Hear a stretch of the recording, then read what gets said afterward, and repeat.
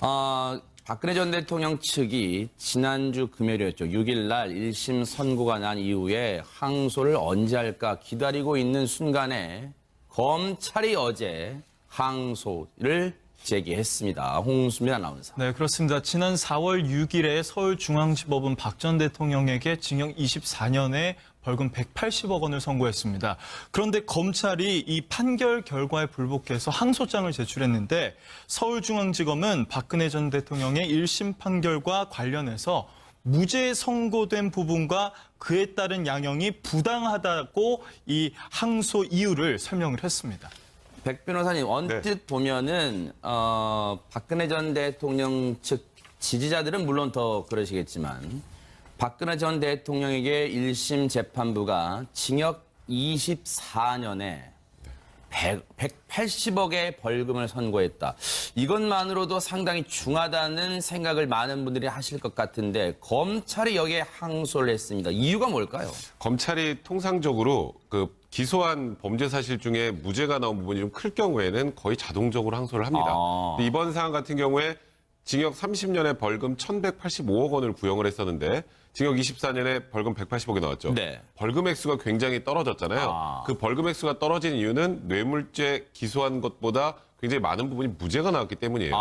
그러니까 뇌물죄로 유죄가 인정이 되면 거기에 곱하기 2에서 곱하기 5 사이에 벌금이 부과가 되거든요. 무조건. 네. 그러니까 이제 뇌물이 굉장히 조금 인정됐다는 의미죠. 네. 자세히 살펴보시면 그럴까요? 네. 이제 동계스포츠영재센터에 삼성이 돈을 16억 후원을 했던 부분, 그것도 제3자 뇌물죄였습니다. 네. 그다음에 미르 K스포츠재단에 삼성이 204억 원 정도 출연한 부분, 이것도 제3자 뇌물공여죄인데요. 이 두 부분이 무죄가 나왔어요.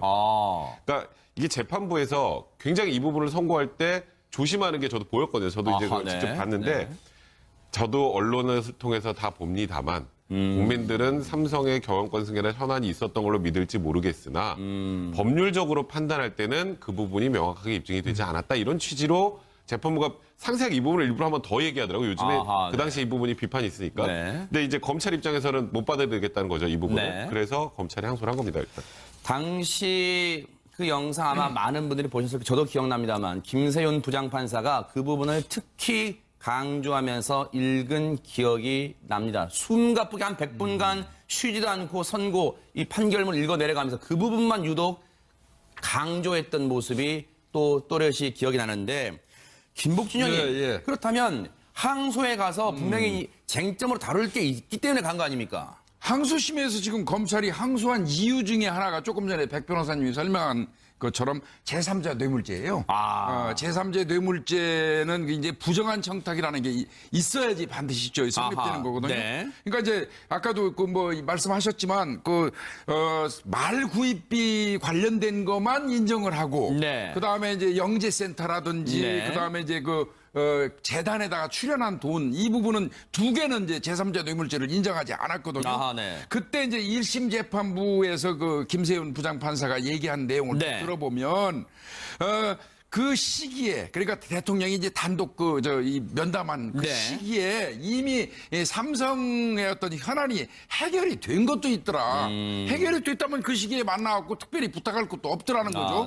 그 다음에 이제 두 번째는 또 부탁할 정도로 그렇게 다급한 정도의 상황도 현안이 아닌 것도 있더라. 그래서 이제 그 부분은 부정한 청탁을 할 필요가 없었다. 그런 논리로 얘기를 했고요. 세 번째 이제 가장 이게 이제 법리적인 이야기 같기는 합니다. 승계 작업 관련해 가지고 이제 어떤 청탁의 개념이 모호하다는 거예요. 이게 법으로 이제 법률 용어인데 명확성의 원칙에 어긋난다는 겁니다. 뭐를 부탁을 한다 그러면 승계 작업을 위해서 나 승계를 도와주십시오 하고 부탁을 딱 명확하게 해야 되는데 그렇게 했다고 단정 짓기에는 증거가 부족하다는 거예요. 이제 이런 논리로 두 가지 제3자 뇌물죄를 이제 무죄 판단한 것입니다. 근데 이게 보면 제가 간단히 설명드리면 삼성이 이제 포괄적 현안을 이제 경영권 승계라고 보고 개별적 현안이 예를 들어서 제일모직과 삼성물산의 합병이나 여러 가지 이제 그 외에 개별적인 현안들이 있어요. 근데 그 현안들과 명확하게 부정한 청탁 관계가 인정되기 어렵다라고 하는데 검찰이 이제 이 부분을 부당하다고 하는 이유가 있어요. 근데 재단에 출연한 기업들이 다 무죄가 나왔으면 오히려 검찰 입장에서도 괜찮았을 텐데 SK하고 롯데는 유죄 판결 나왔습니다. SK는 이제 박근혜 전 대통령이 요구를 했다는 부분을 박근혜 전 대통령이 유죄 나온 거고 SK는 처벌받지 않지만 여기도 부정한 청탁 관계가 인정된다라는 의미였고요. 네. 롯데 같은 경우 신동빈 회장 그때 생각지도 못하게 법정 구속됐죠. 네. 그러니까 신동빈 회장이 법정 구속된 건 면세점이라는 현안이 있었고 그거에 대한 부정한 청탁을 했다는 겁니다. 네. 근데 여기는 인정을 하는데 왜 삼성은 인정해주지 아하. 않느냐라는 것이 일단 검찰에도 주요한 논리 중에 하나입니다. 거기에다 이제 하나 더 보태면요. 그럴까요? 네. 뭐 이 말구입비, 삼성 관련된 거, 영재센터, 재단 출연 이 일련의 행위가 사실은 네.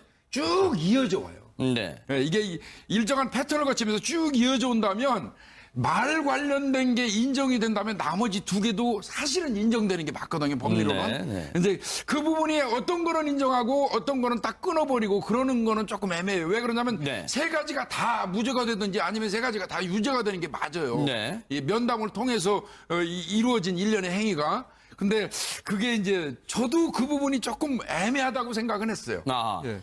이런 가운데 지난 6일이었죠. 1심 선고가 이루어진 순간에 유영하 변호사가 구치소에서 박근혜 전 대통령을 접견하고 있던 것으로 언론 보도를 통해 전해지고 있는 당시 박근혜 전 대통령이 유영하 변호사에게 했던 말이 있답니다. 홍수민 아나운서 뭡니까? 1심 선고 직후 박근혜 전 대통령이 유영하 변호사를 만났는데 그 자리에서 선고 결과에 대해서 너무 격하게 대응하지 말라고 당부했다는 이 사실이 알려졌었습니다. 아, 장 교수님이 이걸 피를 해주셔야겠어요. 이게 무슨 말일까요? 너무 격하게 반응하지 말라. 이게 무슨 말일까요? 먼저 박근혜 전 대통령하고 유영하 변호사 스타일의 차이인데요. 박근혜 전 대통령은 절대로 개인적인 감정이라던가 이런 것을 드러내는 편이 아닙니다. 근데 유영하 변호사는 다르거든요. 그동안에 인터뷰를 보게 되면 검찰 수사가 믿을 수가 없다. 그다음에 여자로서의 사생활을 보호해달라. 유영하 변호사 말은 이런 개인적인 얘기를 많이 냈습니다. 근데 박근혜 대통령은 너무 격하게 대응하지 말아달라. 이 격하다라는 표현은 되게 중성적인 표현이거든요. 쉽게 해서 충동적이게 말하지 말라. 네. 감정적으로 대처하지 말라. 네. 어떻게 보면 판결이 어떻게 날지에 대해서는 박근혜 전 대통령도 예상하고 있는 것 같고요. 아하. 대신 이미지요. 부정적인 이미지를 주지 말라는 뜻이 부정적인 이미지. 강하고요. 아하. 그로 인해서 2차적으로 법원을 자극할 필요가 없다라고 아하. 생각하는 것 같습니다. 아하. 백성문 변호사님. 네. 검찰이 항소장을 제출했기 때문에 박근혜 전 대통령 측의 움직임과는 상관없이 이제 항소심은 이루어지게 됐습니다만 그런데 오늘 조간들을 보니까 언론들은 여전히 박근혜 전 대통령 측의 항소장 제출 기한이 내일까지이기 때문에 항소를 할지 말지에 여전히 관심을 두는 것 같은데 왜 그런 이유가 혹시 있습니까? 그러니까 사실 박 전 대통령은 항소를 해도 항소심의 재판에도 출석하지 않을 가능성이 굉장히 높습니다. 네. 지금 재판에 대응하는 방식이 이제 정치 투쟁화하는 방식으로 결정을 한 상황이기 때문에 아하. 항소심이 어찌 보면 큰 의미가 없을 수도 있어요. 박 전 대통령한테. 그런데 박 전 대통령이 지금까지 이 재판은 잘못되어 왔다고 계속 지속적으로 얘기해왔죠. 네. 나는 돈을 받은 것도 없고 나는 아무것도 없는 걸 다 혐의를 뒤집어 씌운 거를 지금 현재 재판을 받아서 지금 유죄 판결이 나온 거라는 게 박 전 대통령의 논리라면 항소는 해야죠.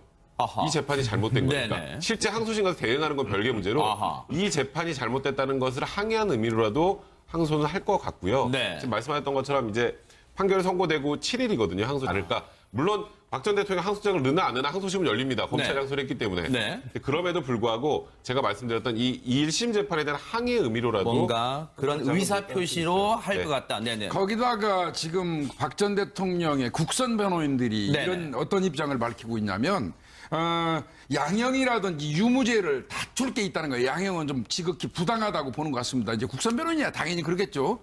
너무 뭐 과한 어떤 형량을 부과했다. 그다음에 유무죄, 무죄를 다툴 수 있는 것도 있다. 그래서 네. 자신들이 준비를 하고 있는데 물론 만나주지를 않고 있어요. 네. 그렇다 하더라도 국선 변호인들이 하는 얘기는 항소장을 제출하는 건 자신들이 의무라고 얘기를 해요. 네. 그러면서 오늘 오전 중까지 박 전 대통령 측에서 네. 뭐 항소장을 낼지 여부를 지켜보다가 네. 오전에 만약에 뭐 그게 없으면 본인들이라도 네. 오늘 오후에 항소장을 제출하겠다 이렇게 네. 얘기하니까 뭐 어떠한 형태로건 검찰이나 뭐 박 전 대통령이 양쪽이 네. 항소장을 제출하는 결과는 나올 것 그러니까 같습니다. 이제 국선변호인 항소장을 제출하는데 만약에 박 전 대통령이 나는 하기 싫은데 왜 항소장을 제출해 하고 항소를 취소할 취해버리면 수는 있겠죠. 되니까 국선변호인들이 넣긴 넣을 겁니다. 네. 혹시라도 오늘 중이라도 항소장을 제출하게 되면 혹시라도 유영하 변호사의 또 입장 설명이 있을지도 모를 텐데 그것도 추적해 보도록 하겠습니다. 자, 여러분과 함께한 뉴스파이터 이제 다음 얘기로 넘어가 보겠습니다. 5 사이에 벌금이 부과가 되거든요. 그래요? 무조건. 네. 그러니까 이제 뇌물이 굉장히 조금 인정됐다는 의미죠. 네. 자세히 살펴보시면 그럴까요? 네. 이제 동계스포츠영재센터에 삼성이 돈을 16억 후원을 했던 부분, 그것도 제3자 뇌물죄였습니다. 네. 그다음에 미르 K스포츠재단에 삼성이 204억 원 정도 출연한 부분, 이것도 제3자 뇌물공여죄인데요. 이 두 부분이 무죄가 나왔어요. 아. 그러니까 이게 재판부에서 굉장히 이 부분을 선고할 때 조심하는 게 저도 보였거든요. 저도 이제 아하, 그걸 네. 직접 봤는데 네.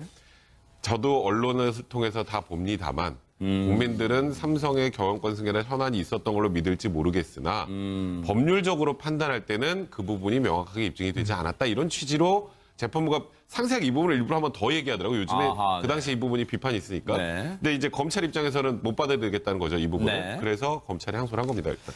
당시 그 영상 아마 많은 분들이 보셨을 거예요. 저도 기억납니다만 김세윤 부장판사가 그 부분을 특히 강조하면서 읽은 기억이 납니다. 숨가쁘게 한 100분간 쉬지도 않고 선고 이 판결문 읽어 내려가면서 그 부분만 유독 강조했던 모습이 또 또렷이 기억이 나는데 김복준 형님 예. 그렇다면 항소에 가서 분명히 쟁점으로 다룰 게 있기 때문에 간 거 아닙니까? 항소심에서 지금 검찰이 항소한 이유 중에 하나가 조금 전에 백 변호사님이 설명한 것처럼 제3자 뇌물죄예요. 제3자 뇌물죄는 이제 부정한 청탁이라는 게 있어야지 반드시 성립되는 아하, 거거든요. 네. 그러니까 이제 아까도 그 뭐 말씀하셨지만 말 구입비 관련된 것만 인정을 하고 네. 그다음에 이제 영재센터라든지 네. 그다음에 이제 재단에다가 출연한 돈 이 부분은 두 개는 이제 제3자 뇌물죄를 인정하지 않았거든요. 아하, 네. 그때 이제 1심 재판부에서 그 김세윤 부장판사가 얘기한 내용을 네. 들어보면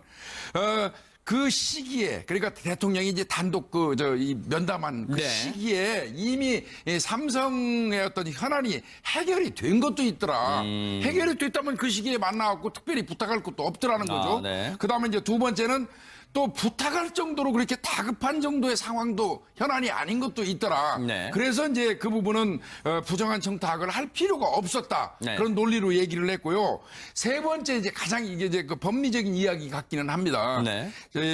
저 승계 작업 관련해 가지고 이제 그 어떤 청탁의 개념이 모호하다는 거예요. 네. 이게 법으로 이제 그 법률 용어인데 명확성의 원칙에 어긋난다는 겁니다. 아, 네. 뭐를 부탁을 한다고 그러면 승계 작업을 위해서 나 승계를 도와주십시오 하고 부탁을 딱 그 명확하게 해야 되는데 네. 그렇게 했다고 단정 짓기에는 증거가 부족하다는 아하, 거예요. 네. 이제 이런 그 논리로 두 가지 그 제3자 뇌물죄를 이제 네. 무죄 판단한 것입니다. 아하. 예. 근데 이게 보면 네. 제가 간단히 설명드리면 삼성이 이제 그 포괄적 현안을 이제 경영권 승계라고 보고 개별적 현안이 뭐 예를 들어서 제일모직과 삼성물산의 합병이나 뭐 여러 가지 이제 그 외에 개별적인 현안들이 있어요. 근데 그 현안들과 명확하게 부정한 청탁 관계가 인정되기 어렵다라고 하는데 검찰이 이제 이 부분을 부당하다고 하는 이유가 있어요. 근데 재단에 출연한 기업들이 다 무죄가 나왔으면 오히려 검찰 입장에서도 괜찮았을 텐데 SK하고 롯데는 유죄 판결 나왔습니다. SK는 이제 박근혜 전 대통령이 요구를 했다는 부분을 박근혜 전 대통령이 유죄 나온 거고 SK는 처벌받지 않지만 여기도 부정한 청탁 관계가 인정된다라는 의미였고요. 네. 롯데 같은 경우 신동빈 회장 그때 생각지도 못하게 법정 구속됐죠. 네. 그러니까 신동빈 회장이 법정 구속된 건